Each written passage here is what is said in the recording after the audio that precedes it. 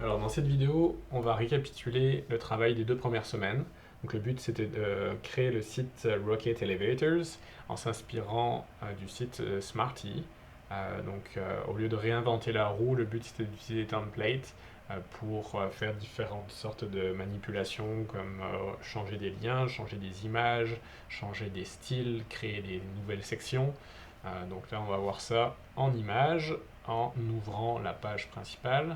Elle était déjà ouverte, là je la réouvre. Donc là, la première chose qu'on a fait, c'était de changer la navbar. Donc on a ajouté des titres, puis surtout, ça nous a permis de commencer à comprendre comment naviguer au sein même d'une même page. Donc là, si je clique sur Service, ma page se recentre sur la division qui correspond à un service. Et donc c'est via le fait que cette division est l'ID service qui me permet de faire le lien quand je clique sur ce bouton et de me déplacer au-dessus de cette division.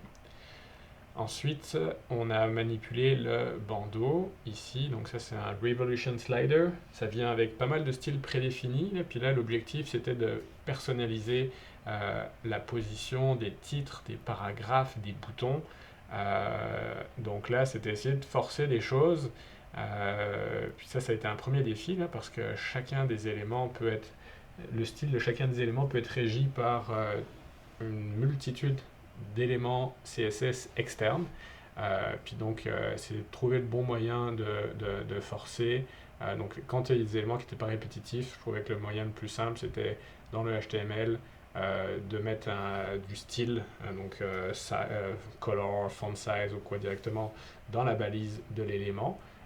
Mais dès lors que j'avais un peu de répétition, là c'est pas vraiment le cas ici, là, mais c'est plus, là j'ai créé un CSS perso, puis ensuite chacun des éléments, je leur attribue une classe commune, puis dans le CSS, pour cette classe-là, j'ai donné des attributs. Donc c'est de jongler entre ces différents moyens d'appliquer du style et connaître leur hiérarchie.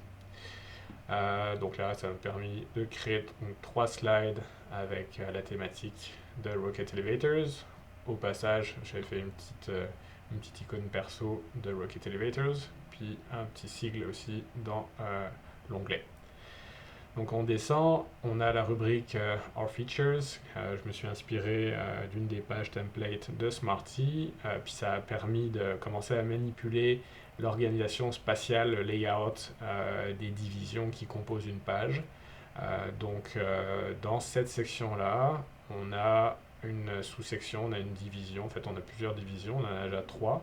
Puis dans cette division ici qui contient les icônes et le texte, on a créé des sous-divisions. Puis l'agencement de ces 12 sous-divisions, les unes par rapport aux autres, autant verticalement que horizontalement, c'est régi par le fait que cette division principale a l'attribut Flexbox, donc avec des attributs comme Justify Items ou Justify Contents et puis Align Items. On est capable de régler la verticalité et l'horizontalité.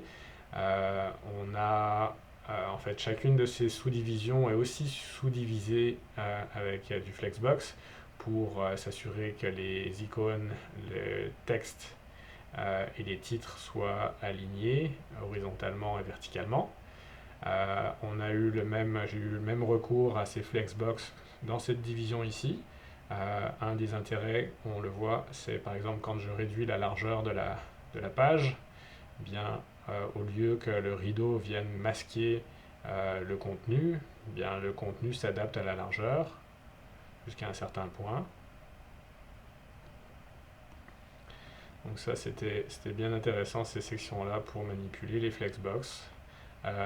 Portfolio nous a permis de travailler avec les filtres.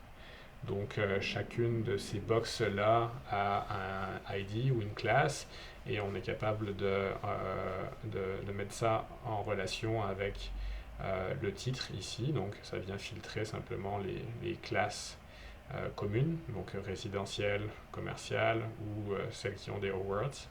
Je me suis permis de rajouter aussi un petit lien externe vers les pages résidentielles et commerciales qu'on va voir juste après.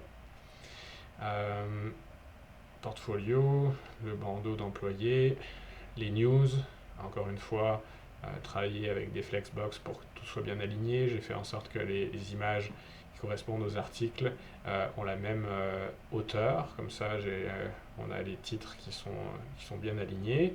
Une petite référence au site dont la plupart des articles sont issus. Ajuster les images évidemment en fonction du contenu de l'article. L'ajustement des logos des clients, pas un gros défi à ce niveau-là. Puis au niveau des contacts, on a rajouté quelques champs de saisie.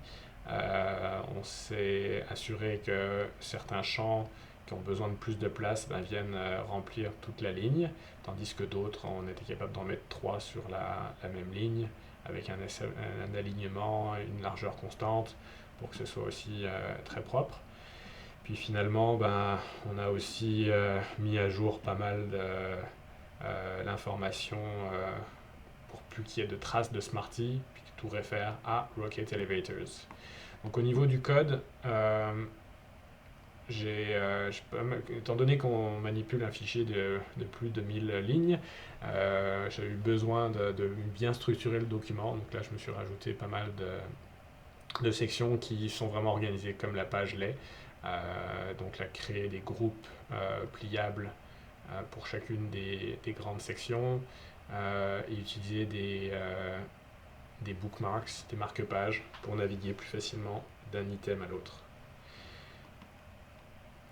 Enfin, si je reviens sur cette page-là, on a des liens externes. Donc si je vais vers service, on a la page résidentielle et commerciale. Donc si je clique sur résidentiel, on navigue vers cette page-là. Là, j'ai gardé évidemment le style rouge et bleu. Encore utiliser des divbox pour que l'alignement soit propre. Rajouter des petits faits divers. Et les photos des projets qu'on voit ici sont filtrées aussi par rapport à la classe résidentielle.